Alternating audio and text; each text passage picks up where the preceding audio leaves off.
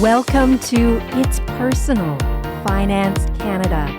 I'm Christine Conway. And I'm Cameron Conway. And this podcast is a very personal look at personal finance in Canada.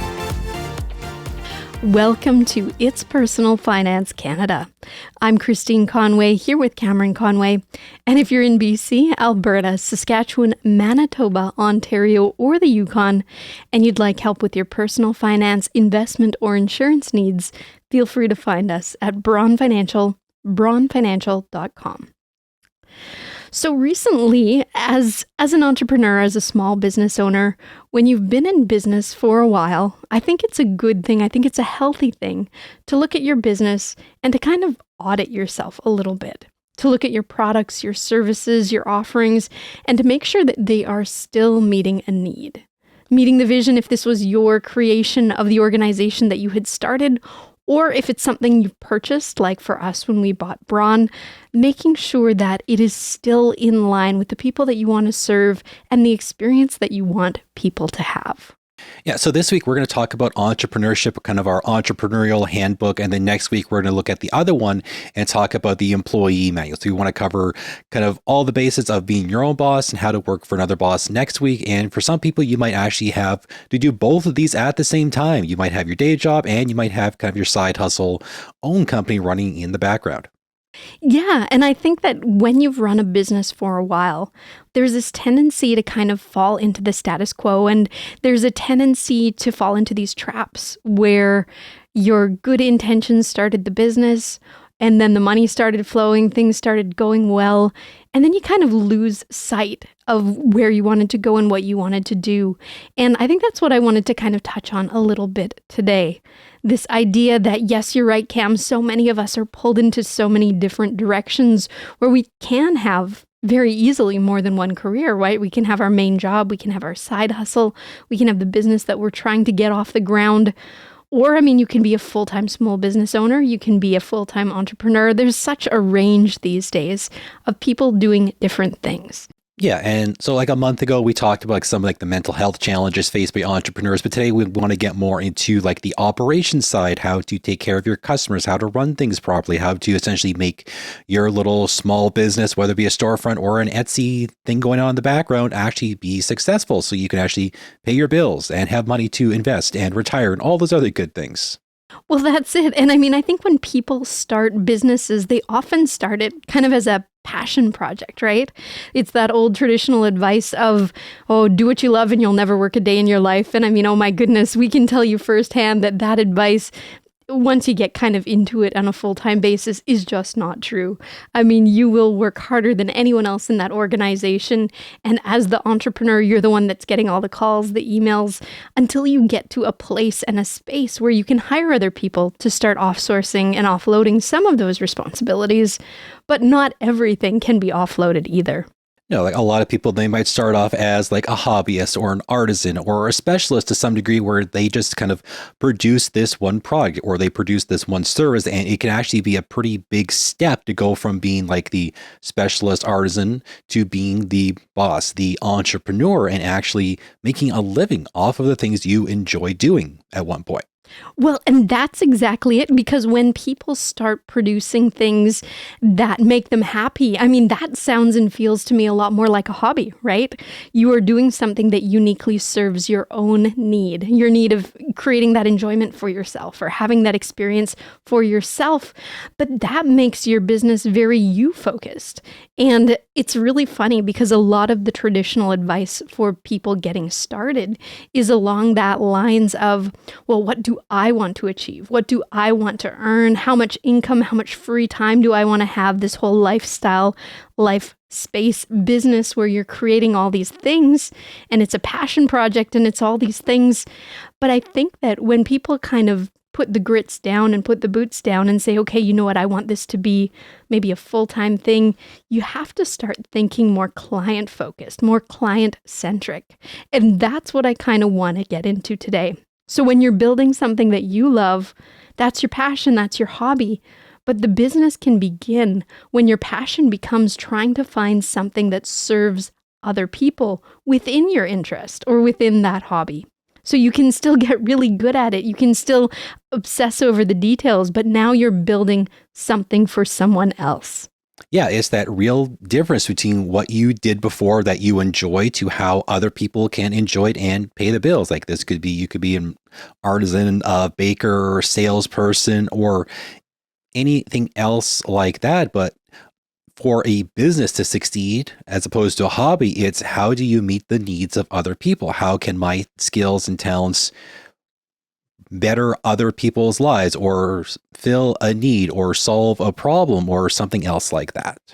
Well, and that's when I think being good at business becomes being good at understanding someone else's perspective and understanding the type of experience that a client wants to have when they come to you, when they come into your storefront, when they interact with your customer service rep or your sales rep or whoever it might be. What are they looking to achieve? Is it just to meet an immediate need, serve a transaction, or are they looking for something more? I mean, in service-based businesses, they often are looking for more, especially if the relationship is longer term in nature. And really, for a business to succeed over the long term, you're looking to build relationships with people to the point where they feel like this is the only place that I would ever really want to go to meet this particular need because they understand me so well. They understand what I'm trying to do. Yes, I feel like we have to kind of separate the idea of satisfying a need as opposed to make people happy, because they can be very different things. And for some people, it's impossible to make them happy, but you can at least pour a cup of coffee for them. Oh my goodness. But you know what? Even the needs, sometimes people will come to a business like ours and they won't even know what they want, or that they'll know what they want on a very base level. And let me explain. Like if someone comes in and says, I want to buy a product, sell me a TFSA, I'd like to buy life insurance. Have I solved a problem for them? Have I done something different than what they could get anywhere else?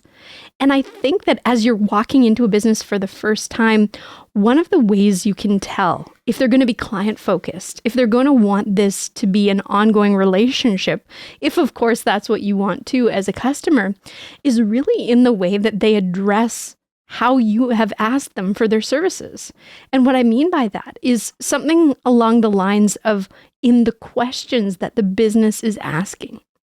And I would kind of argue with that, how quickly they are to just give you the solution. So is this a two-way conversation? Is this something where you're communicating a need and they're making a recommendation based on what you've said?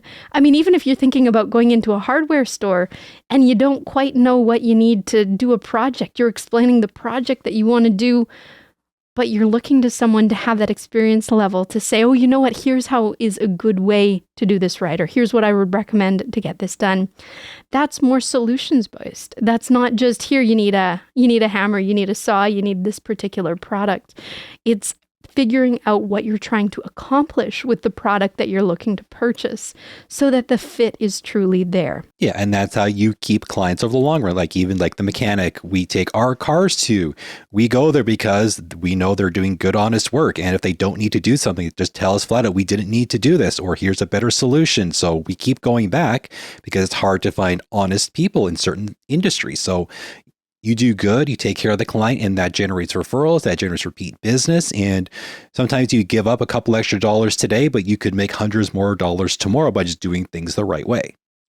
Well, and you think about it, like any business that you go to, what are you looking for? You're really looking for a consistent, predictable, friendly experience. You want to be treated fairly, you want to be treated well, and you want to feel that the company has taken some time and put some thought into the steps that you're going to take as you walk through that experience, right? From when you ask about the services and offerings, have they thought through, if I want this type of product, like in our example, a TFSA, have they thought through asking those follow-up questions that could lead us into a whole other conversations about goals and things that I'm trying to accomplish and different ways to get there? Or like we said, with the hardware store or the auto body that we go to, have they taken the time to do those little checks that maybe can uncover a problem that you didn't know you had? And I think that taking something like that people will call an exceptional experience and turning that into a procedure where you normalize the exceptional and you try and become a firm that anticipates needs, even the ones that the client won't be aware of or can't express themselves, that can be huge in setting yourself apart from your competition. Yeah, sometimes you don't even have to be super exceptional. Sometimes if you are just above average, that will set you far above the competition. It's true. Or thinking through, like I said, put yourself in their shoes. So rather than I'm in business for me, I'm in business because of this, and this lifestyle that I want for my own needs, I'm in business to serve someone else.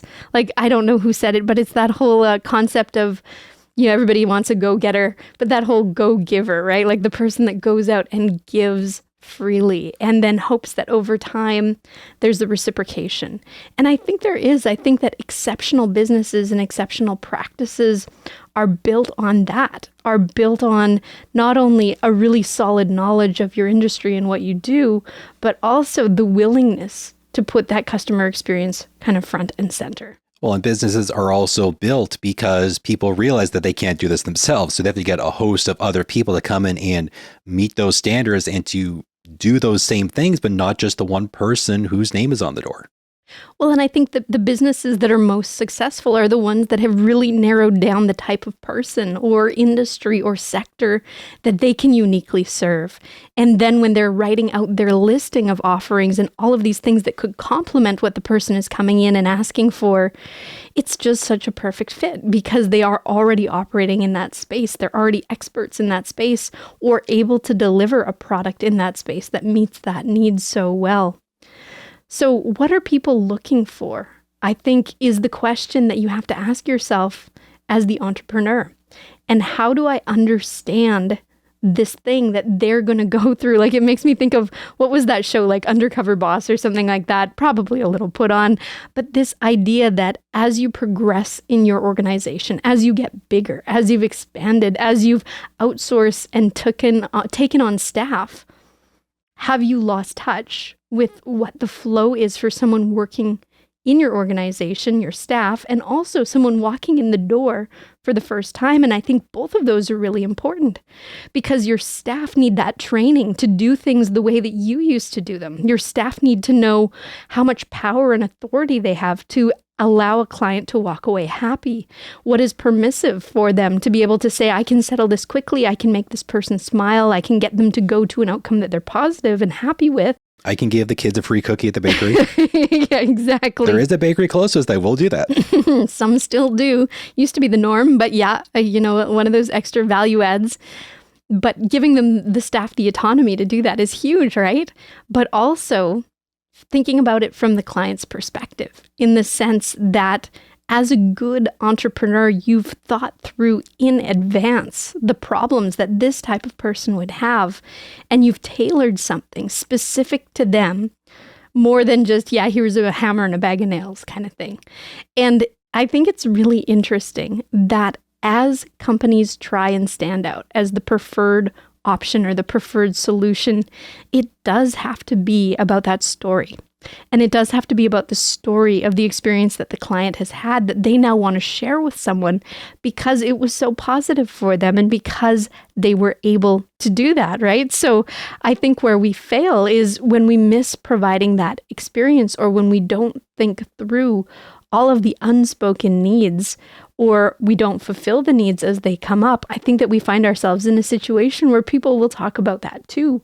So really, as the business owner, you're auditing your own business. You're constantly looking for points where people fall off or points where people could have been nurtured a little bit more or could have been educated a little bit more. And when you seek to provide that to them, I think it builds trust. Kind of like a friendship or like that auto dealer that we like so much, where you feel like that person really is trying to help you. Yeah, so this is going beyond using like ChatGPT or another AI generate to just give you a bunch of buzzwords to put in your website or your Google description. This is really the word of mouth that comes out of the decisions you have made, the things you have done, the things you trained your staff to do, and the things the overall business has done to garner kind of the spontaneous good reputation that will come from others. And this is more powerful than advertising can ever do because advertising will make people curious. A good reputation will keep them coming back. Oh, yeah. And I think good advertising is really just communicating how you're going to meet that need for that particular client. Like if you've really distilled it down, I would argue that if you're putting your money somewhere, putting your money into creating that amazing experience is probably more valuable than just throwing advertising dollars at your business. Like, sure, short term, that can get you sales, but I think longer term, getting clients that are fully bought into the process, because from the second they send an email or place a phone call, it was responsive, it was warm, it was friendly, it was engaging. The person that I talked to was actually interested in getting to know me and understanding what my need was. And they weren't just trying to sell me a product, they were trying to understand why I'm where I am today and where I'm trying to go and figuring out the fit there. That's exciting. Like, that's different. That's a different way to kind of run a service-based business. And I think for a lot of us, when we scale, when we add staff, like I said, that's when these things start to change and start to fall off. And even just when you have had the same offering for a long period of time, you stop thinking through the why. And I think the why is so important. Yeah, and scaling is a big thing, because this is essentially when you stop being like the only person that is doing everything. This is where it goes from a hobby to an actual company. This is when you figure out who you need to bring in, what tasks you need to offload to others, and just to really accept that leadership role. Like I'll use even like a restaurant. The goal is not for you to cook every single meal. It's your job to create a recipe and set a standard and pay people to do the cooking. And this applies to a host of other industries. This is that huge shift of mentality that has to come, that really takes you from being a hobbyist to a business owner. Well, and keeping in mind that it's still your recipe, it's still the things that made your business great that you now get to train other people to do your way. And I think when you're hiring, the most important thing is to hire for personality and compatibility and that client first mentality, right? Because you can train just about anything, but that owner job of figuring out what that training program looks like. How do we create a mini-me? How do we duplicate something that I do naturally or that feels natural to me because I've been doing it for years? And how do I turn that into a process that someone else can then make the end user, the client, feel like they've spoken to me without speaking to me at all? Yeah, and another part of this isn't just kind of finding like the little mini-me's to replace the things you do. This is also when you bring in people to essentially do the jobs you don't know how to do, or you feel unqualified, or you just plain don't like. This is sort of like the offloading of some responsibilities onto paid staff. But a lot of people talk about the good side of this, where, oh, I don't have to do X, Y, Z anymore. You still have to have somewhat of a competency to understand those things you're offloading. Like, I'll give you an example. So like one company I worked for briefly had something like this. So what happened was the lead sales guy, he took over the company. He's very good at sales. The other guy was retiring. He took over, but he hated bookkeeping. He wanted nothing to do with the books. So he offloaded that to another staff. He never checked the staff's work. He never cross-checked the books, it sounds like. And so what essentially happened one day is that the other staff eventually started to embezzle money from the company. He came up with this whole scheme of just doing double GST remittances and got like $300,000 out of that company because the guy who was supposedly in charge just turned a blind eye to the thing he didn't want to do.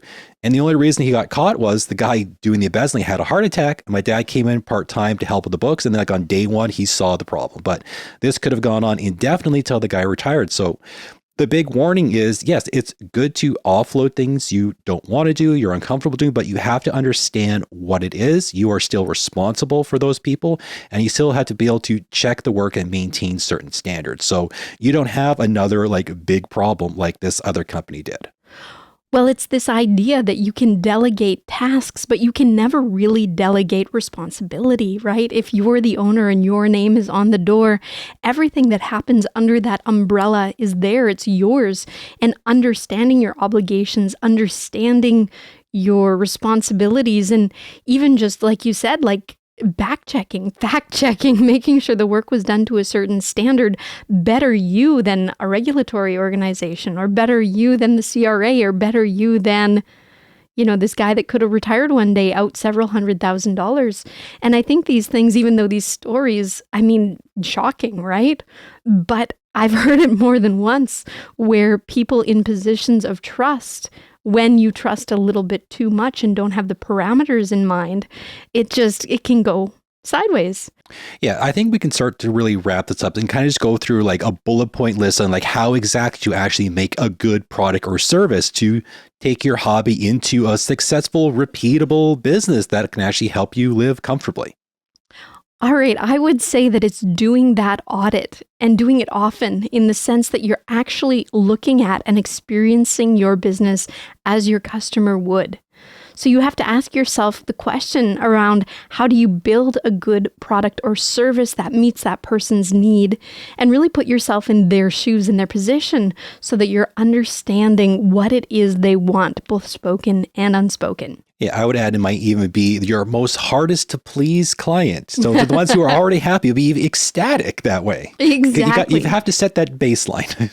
Well, and I think it starts with the walkthrough. And this can be something that you physically do. This could be something that you can ask a trusted friend to kind of do covert so that no one knows it's being done. But have that experience yourself as a customer. Have the experience from that first phone call, that first email. How is your staff interacting? How are they talking to them? How are things being communicated? Are they following up in a timely manner if things kind of fall off the rails? Is it a process? Is it an experience that you yourself would want to have? Yeah, and this actually does not sound as creepy as it is. Maybe for a smaller business, it might sound a little odd, but for large companies, this happens all the time. This is called a mystery shopper. This is a whole third-party company that large companies will pay to essentially send people in and just do the everyday customer experience to make sure they're meeting the standards. And I've gone through this in some places I've worked. It's like, it could be like a 20, 30-page report of like 100 different things they are checking all across your establishment. Or it could be basic quality control, right? And I mean, yes, you can set procedure, but once you're hands off, you need to make sure that the procedure is being implemented consistently and that the staff are aware of the pros and cons of following it and making sure that everybody is on the same page of what that experience should look and feel like. And when you get in front of the person that you're looking to work with, how comprehensive was that fact-finding process? How quick were they to try and sell you a product? Or how slow were they in getting to know you? Did it move at the speed of a relationship? Or did it move at the speed of a sale? Like, is this something that you would want? Is this someone you would want to talk to on an ongoing basis and build a long-term relationship? I think if you start to frame client experiences as people that you want to work with over the long term, you'll have a completely different perspective and a different scope around how you're going to treat them, number one, but also the duty of care that you're going to take and the time that you're going to take on the front end to make sure that you're fully understanding how to serve them. Yeah, and this also works the opposite way depending on industry. It could be trying to do all this as fast as possible in the most efficient way you can. Well, I think efficiency and the concept of trying to build a long-term relationship, they can go hand in hand, right? You can be incredibly efficient at your job. You can ask very detailed, very clear questions, but it's still asking the questions that other businesses in your industry are not asking, going that extra mile to get to know the people that you want to work with, and truly like filtering clients for making sure that they are people that you want to work with over the long term, because this has to be a positive, happy experience both ways. Yeah, this is the whole overall experience, especially in certain industries that are like ultra competitive. Like, okay, so I'll just throw like coffee shops out there. So within like one block of our office, we have Starbucks, Tim Hortons, Blends, Waves, and 2 bakeries that serve coffee. So there's a whole host of competition, and it comes down to what people is their favorite type and what can they enjoy the most, and where do they have the least amount of frustration ordering that coffee. I think you missed a few too. I think there's a few more. But yeah, and then it becomes about compliments, right? Because if I'm choosing one coffee shop over another, maybe I like the people that serve me the coffee, maybe I like the coffee itself, but maybe it's in the other services that they are offering to me as well, the compliments that are also meeting my needs. Like maybe I want a particular type of pastry this morning, or a particular pizza, breakfast pizza, Tim Hortons. Is that a thing? Anyways, it's making sure that we are now meeting those needs and differentiating and advertising. I would say if you're a more established business with advertising dollars before you spend your next dollar, making sure that what you're communicating to the person that you're trying to reach as the experience they're going to have is the actual what they're going to get. Because that inconsistency or that incongruency between the message that you have and the experience that someone has is what will damage your reputation over the long term. Yeah, and don't go around begging for 5-star Google reviews before you actually did anything. Exactly. Well, and understanding that this is the society that we live in, right? People value stories and people love to share good experiences. I think the key here is if your experience of your business is consistent, if it's predictable, if it's repeatable, then it is so much more likely that people will want their loved ones and their friends, their family to have that experience too, just because it is such a crapshoot. I mean, in our industry, financial services, it's such a broad brush, right? It's such a big category that you have to really have process to distill down what a certain type of person would need versus a completely different type of person walking in the door. And you have to make sure that you're able to differentiate your offering accordingly. But that gets missed sometimes. Like that get missed a lot of times where you try and just broad brush everyone who's walking in. Yeah, and this is the one thing we like about Braun because we have a lot of flexibility. We work with a lot of carriers. So we'll do like one carrier for CIDI. We'll do another couple for investments. And it's figuring out what the individual needs and which of these like 12 or 13 carriers we have access to can actually meet that specific person's need. Well, and then I think once the actual product or service is completed, making sure that we're taking the time to ask for that feedback. And I know we all hate those, emailed customer feedback surveys or whatever, but sometimes it's just getting on the phone. Sometimes it is a quick little yes, no thing, but it's trying to make sure that we are giving the people that we're serving an opportunity to tell us what we're doing well and where they feel like it could have gotten better in the frame that we are trying to serve other people like them. And by giving us this opportunity of telling us how it was for them, we can improve. And we can make it better. So there you go. There's a lot of pros to being a small business owner. And there's a lot of pros in taking your hobby and turning it into something that becomes a viable business that will benefit people over the long term. But my encouragement for you today is to try and get out of that I thinking, what I want to achieve, what I'm trying to get, what my income should be, and try and get into that service mentality, especially if you're a service-based business where you can actually add tremendous value and give people even more than they thought they were looking for when they knocked on your door in the first place. Yeah, and the other thing is also don't be afraid to ask for help or advice, like talk to other business owners. You could have a local chamber of commerce kicking around. That's something Christine did earlier in her career. She was actually the president of the New Westminster Chamber of Commerce for quite a long time. So talk to other people. They may not be in your same sector, but see what worked for others and try and see if it can translate to what you are doing. So just try to avoid the idea that all this has to be done by you exclusively alone with no one to help you. That is a big misconception that can hold some people back in the first few years of business. Oh, absolutely. We learn so much from each other. We learn from our clients, we learn from our peers, we learn from our competitors in the messaging that they're using and seeing their ads. And honestly, talking to clients that have been their clients as well about that experience, right? There's so much that can be shared when you ask and when you take the mentality that if you are open, we can make this better for everyone. Yeah, and after you've gone through this whole little like multi-bullet point process we just talked about, if you can just take all that feedback and actually turn it into a proper system for yourself and your employees, this will kind of help you get through sort of those initial growing pains, and then you can finally hopefully be a long-standing, thriving business. Well, and understanding that this is not a one-time exercise, this will have to be repeated multiple times as the years go on through your career. But having that attitude of wanting to learn and grow is the first step in the right direction. So that's how we saw the Entrepreneurial Handbook, doing a little audit of your business and trying to turn a hobby into something that provides true value to other people that you're looking to serve. And if you're looking for help with your personal finance, investment, or insurance needs, feel free to find us at Braun Financial, braunfinancial.com. Until next time, take care. And all the best.